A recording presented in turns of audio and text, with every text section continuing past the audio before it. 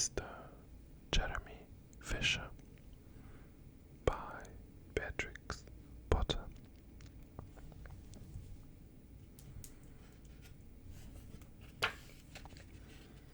You can see some of the characters created by the brilliant Beatrix Potter.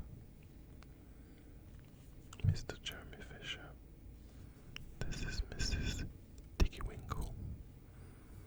And I believe he's Peter Rabbit.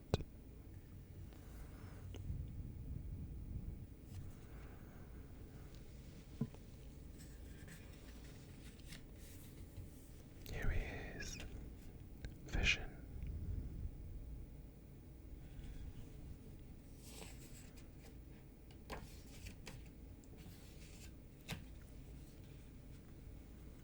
Once upon a time, there was a frog called Mr. Jeremy Fisher. He lived in a little damp house amongst the buttercups at the edge of a pond.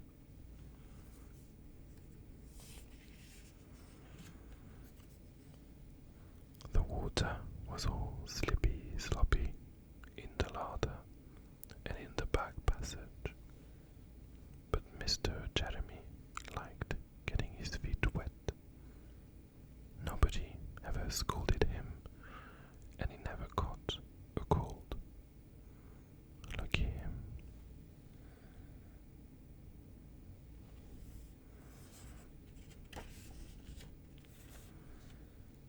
He was quite pleased when he looked out and saw large drops of rain splashing in the pond.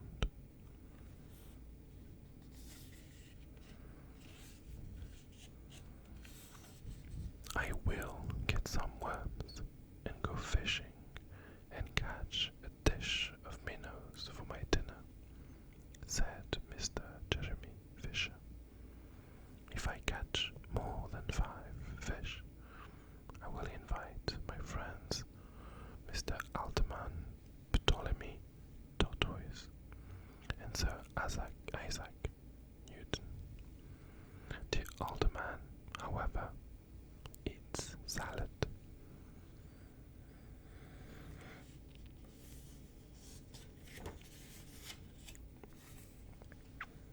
Mr. Jeremy put on a mackintosh and a pair of shiny goloshes. He took his rod and basket and set off with enormous hops to the place where he kept his boat. Here he is, hopping about.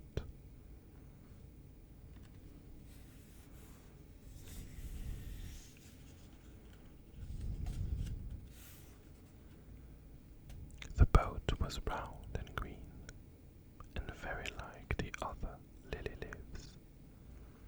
It was tied to a water plant in the middle of the pond.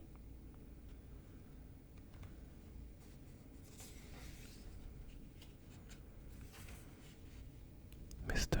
Jeremy took a reed pole and pushed the boat out into open water. I know a good place for minnows, said Mr. Jeremy Fisher.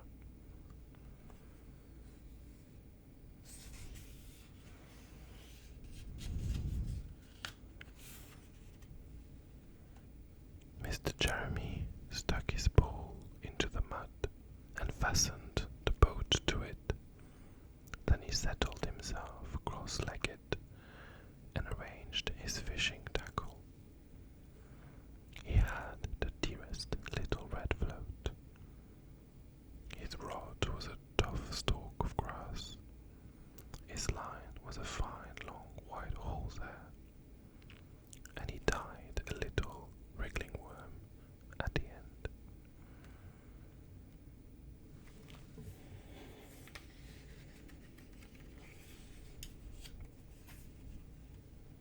The rain trickled down his back, and for nearly an hour he stared at the float. This is getting tiresome. I think I should like some lunch,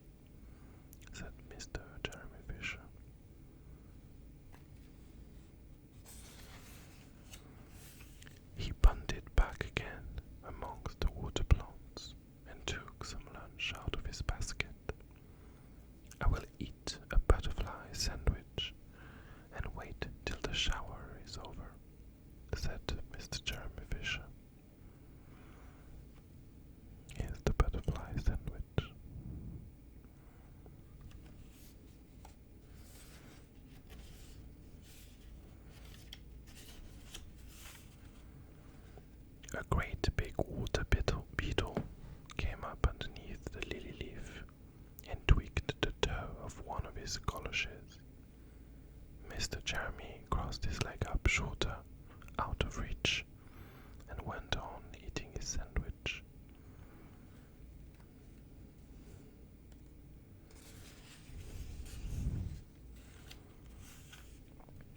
Once or twice, something moved about with a rustle and a splash amongst the rushes at the side of the pond.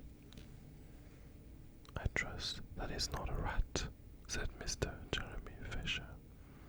"I think I had better get away from here."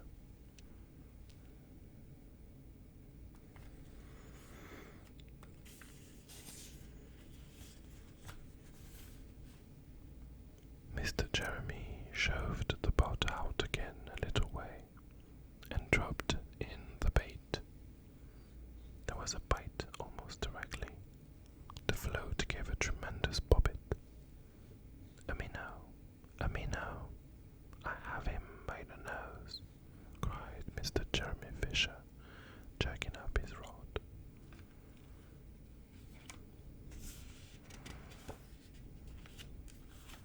But what a horrible surprise!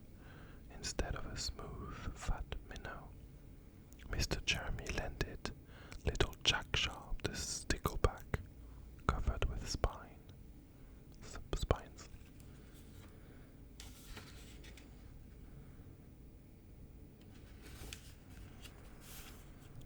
The stickleback floundered about the boat, pricking and snapping until he was quite out of breath.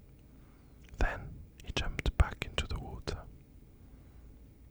Poor Mr. Jeremy Fisher.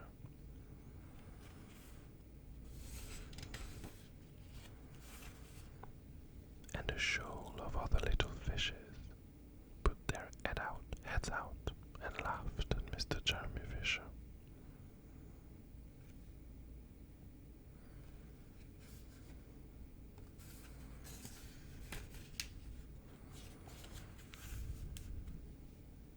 And while Mr. Jeremy sat disconsolately on the edge of his boat, sucking his sore fingers and peering down into the water, a much worse thing happened.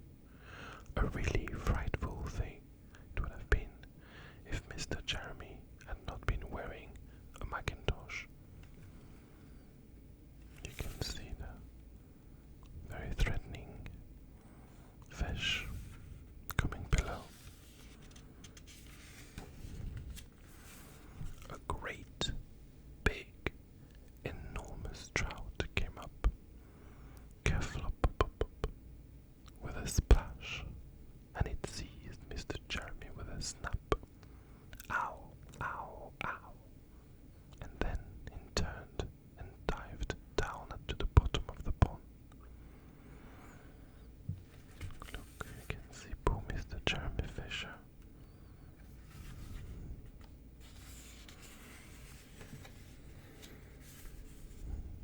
But the trout was so displeased with the taste of the mackintosh that in less than half a minute it spat him out again, and the only thing it swallowed was Mr. Jeremy's goloshes.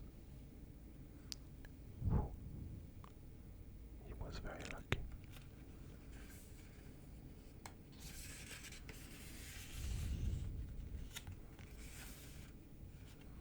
Mr. Jeremy bounced up to the surface of the water like a cork and the bubbles out of a soda water bottle, and he swam with all his might to the edge of the pond.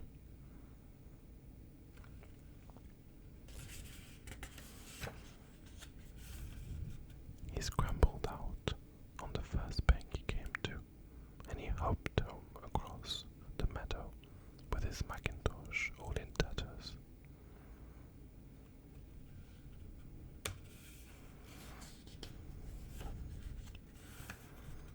"What a mercy that was not a pike," said Mr. Jeremy Fisher.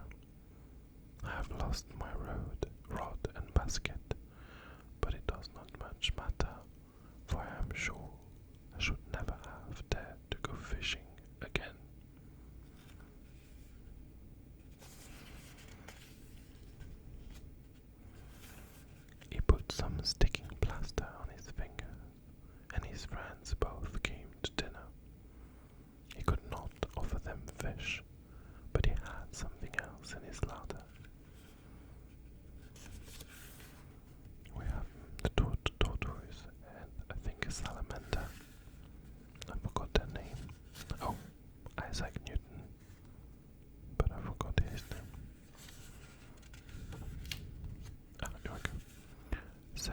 Isaac Newton wore his black and gold waistcoat.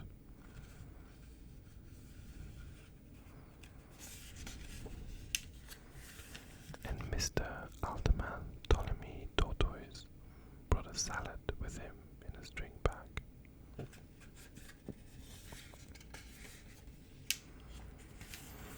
And instead of a nice dish of minnows, they had a roasted grasshopper.